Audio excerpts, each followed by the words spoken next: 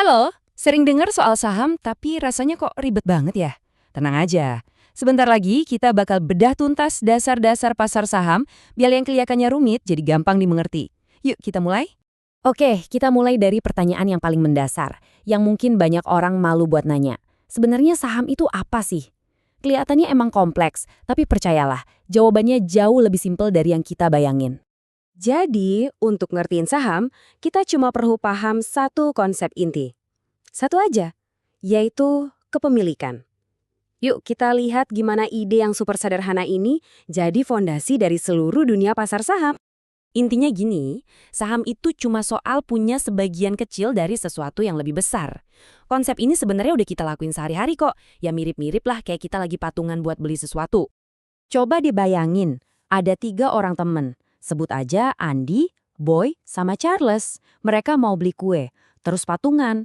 Karena iurannya sama rata, ya otomatis masing-masing dari mereka jadi punya sepertiga dari kue itu kan?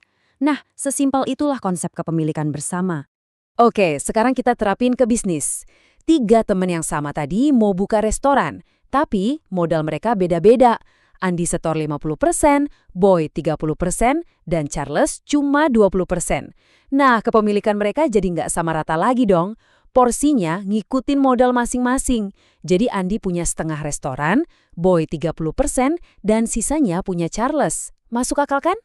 Nah, bukti yang nunjukin kalau Andi punya 50% atau Boy punya 30% di restoran itu, itulah yang kita sebut saham.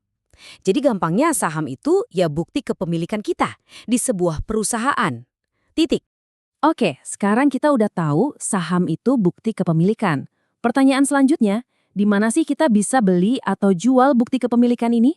Emangnya ada tempatnya? Pertanyaan ini ngebawa kita ke sebuah tempat yang khusus banget. Anggap aja ini kayak sebuah pasar raksasa, tempat semuanya terjadi. Biar gampang, kita pakai analogi mall belanja aja.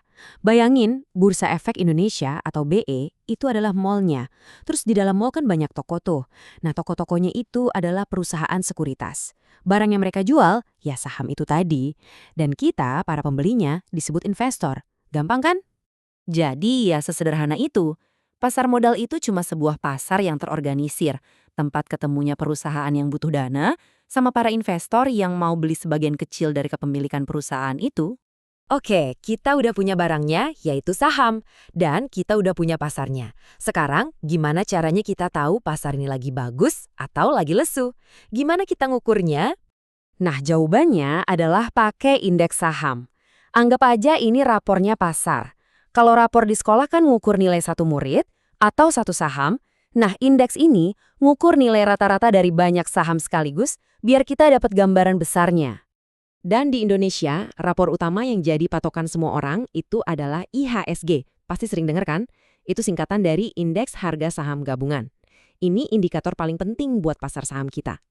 Terus, apa gunanya IHSG? Pertama, dia itu ngelacak pergerakan harga gabungan dari bukan cuma beberapa, tapi semua saham yang ada di bursa. Kedua, dia jadi patokan utama kinerja investasi kita.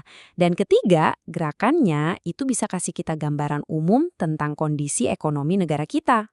Coba kita lihat tatanya langsung deh. Grafik ini nunjukin pergerakan IHSG dari tahun ke tahun. Memang, ada naik turunnya dalam jangka pendek, itu wajar banget. Tapi coba perhatikan deh tren jangka panjangnya. Garisnya itu jelas banget bergerak naik, dari kiri bawah ke kanan atas. Nah, inilah yang nunjukin kekuatan investasi jangka panjang. Meskipun pasar kadang bergejolak, secara histori arahnya cenderung ke atas. Tren pertumbuhan jangka panjang ini ngasih kita satu pelajaran penting. Ini nunjukin, kalaupun ada resiko, selama kita sabar, seiring berjalannya waktu, pasar saham itu cenderung memberikan hasil yang positif. Inilah inti dari strategi investasi jangka panjang. Oke, jadi mari kita rangkum ya. Ada 3 hal super penting yang udah kita bahas. 1, saham itu kepemilikan. 2, pasar modal itu tempat jual belinya. 3, IHSG itu rapornya. Dengan 3 konsep ini, Anda udah paham kerangka dasar pasar saham. Tentu aja, ini baru permulaannya. Memahami dasar-dasarnya adalah langkah pertama yang paling krusial. Pertanyaannya sekarang, dengan bekal pengetahuan ini, apa nih langkah berikutnya yang bakal Anda ambil dalam perjalanan finansial Anda?